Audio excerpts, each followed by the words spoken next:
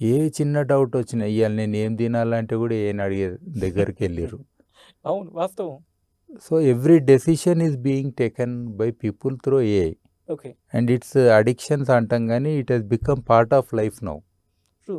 ఇంతకుముందు వేరే ఒక పెద్ద మనిషినో పెద్దలను అడగాలి ఏదో అంటాం కదా విజ్డమ్ కోసము, లేదా ఓ ఫ్రెండ్ని అడగాలి, అవన్నీ పోయినాయి decision making. Which one I should buy పెద్దల పాత్ర అంటే ఇప్పుడు ఏఐ పోషిస్తోంది. ఏఐ అనేది ఇట్ హెస్ టేకన్ ఓవర్ కంప్లీట్గా. కాబట్టి I think it is inevitable thing. Like మనం కూడా అరే energy it take so much, water it consume so much. ఇదే కాదు నాయిస్ పొల్యూషన్ ఉంటుంది, ఊ అని ఒక శబ్దం వస్తుంటుంది. దెన్ ఎలక్ట్రోమాగ్నెటిక్ రేడియేషన్స్ అనండి లోకలైజ్డ్గా. So all these things are there already happening. ఎవరైతే పెద్ద పెద్ద డేటా సెంటర్స్ పక్కన ఉంటారో their life is not so comfortable.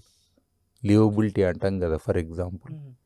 అది ఇంకోటి doesn't generate so much employment.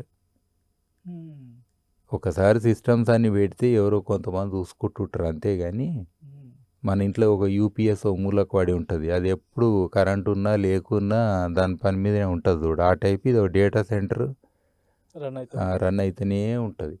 So అట్లా కూడా బెనిఫిట్ ఏం కాదు.